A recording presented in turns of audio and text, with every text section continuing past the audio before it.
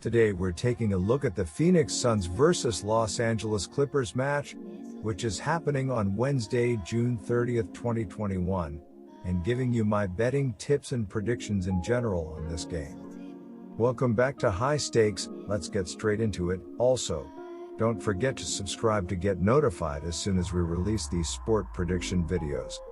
And if you would like more betting tips and predictions, then check out our Patreon in the link down below. Our new Patreon is a way for us to help you improve your chances of making more money.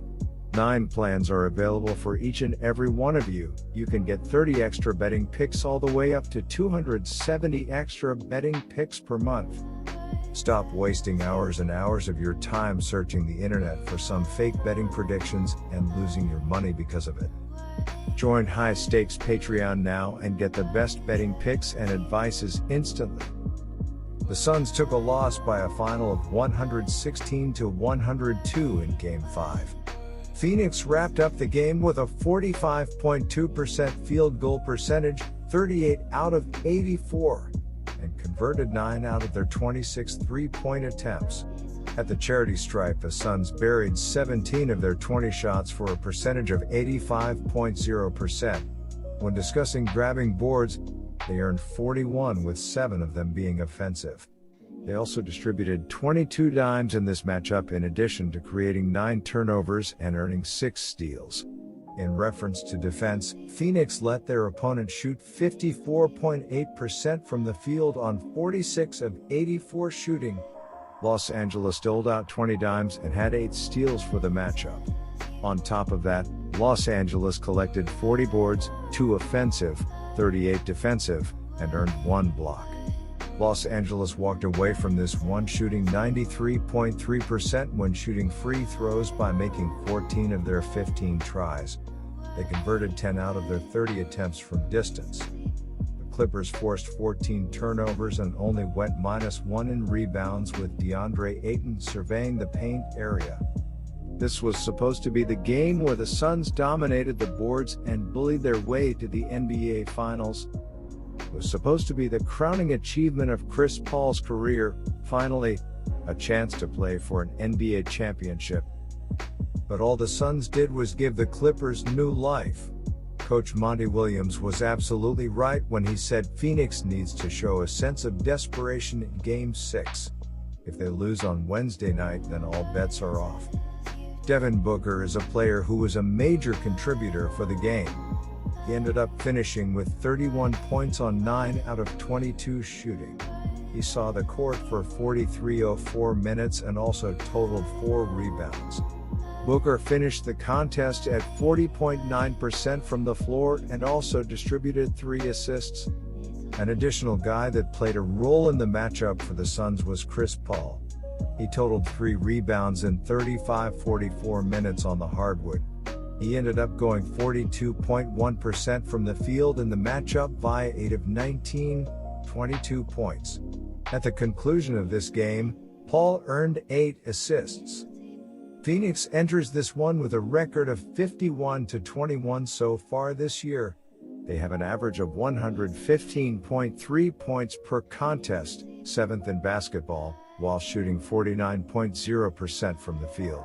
The Suns are shooting 37.8% on shots from downtown, 940 of 2,490, and 83.4% from the charity stripe. As a team, Phoenix is pulling in 42.9 boards per contest and is sitting with 1,939 assists so far this year, which has them ranked 3rd in basketball in terms of passing the ball. They are turning it over 12.5 times per game and as a team are committing 19.1 personal fouls per game. Defensively, the Suns are able to force 13.6 turnovers every game while drawing 18.0 personal fouls. The Suns' defense is allowing a field goal percentage of 46.7%, 981 of 1,294, and they relinquish 42.7 rebounds per game as a team.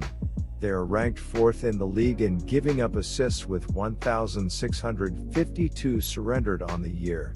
They surrender 35.4% from beyond the arc, while they are 7th in the league in opponents' points per game, 109.5. George scored a game-high 41 points and the team as a whole shot 54.8% from the floor for a 116-102 victory. I've compared the Clippers to The Walking Dead in the past because that's exactly what this team reminds me of. Just when you think the final nail is in the coffin, a hand comes plunging from the dirt for another go at it. With Game 6 being at home, all of the momentum is on the Clippers side. They won't have Kawhi Leonard, and Ivica Zubac is still listed as questionable to play on Wednesday. But man, this Clippers team has a heart the size of the state of California. That might be all they need to force a Game 7. Marcus Morris Sr. seems to be one of the central figures for the Clippers. No, he isn't putting up the astronomical points like George, but good things tend to happen when he's aggressive and getting shots to fall. If he can at least muster 15-plus points, the Clippers will be in good shape in this game. DeMarcus Cousins has also done a tremendous in making the most of his time off the bench. In their Game 5 win, the Clippers were able to pull down 38 defensive boards and 2 offensive boards, totaling 40 in the matchup. They coughed it up 9 times, while earning 8 steals in the game. The Suns committed 19 fouls for the game, which got the Clippers to the charity stripe for 15 attempts. They were able to knock down 14 of their free throw attempts for a rate of 93.3%.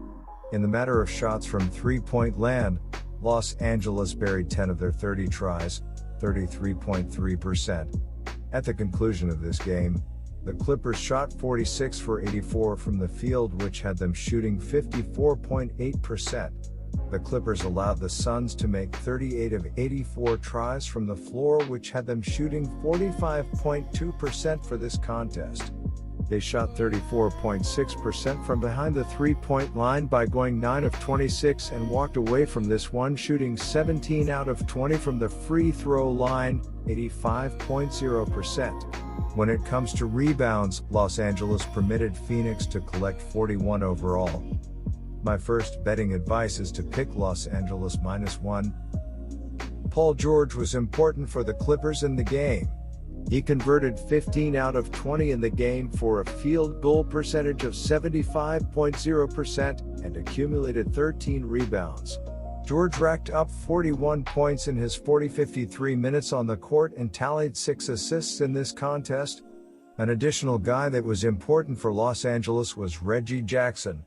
He ended up with 3 assists in 38-11 minutes played, and he shot 8 out of 14 from the floor. Jackson finished going 57.1% from the floor while also collecting 23 points and 5 total rebounds. The Suns might still be kicking themselves after missing out on a major chance to close out the series early, but they don't have much time to regroup as they could be facing a Game 7 if they don't take care of business in this one. The Clippers came out with the right level of urgency in Game 5, particularly on the defensive end, and George looked unstoppable in what was one of his best performances ever. The Suns are still in control of the series, but I think the Clippers role players like Cousins, Mann and Beverly will enjoy playing back at home. Los Angeles has a win-loss mark of 47-25 on the season.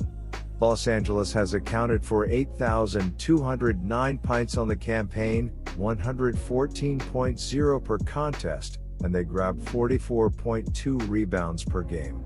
The Clippers are committing 19.2 fouls every game and they connect on 83.9% from the free throw line.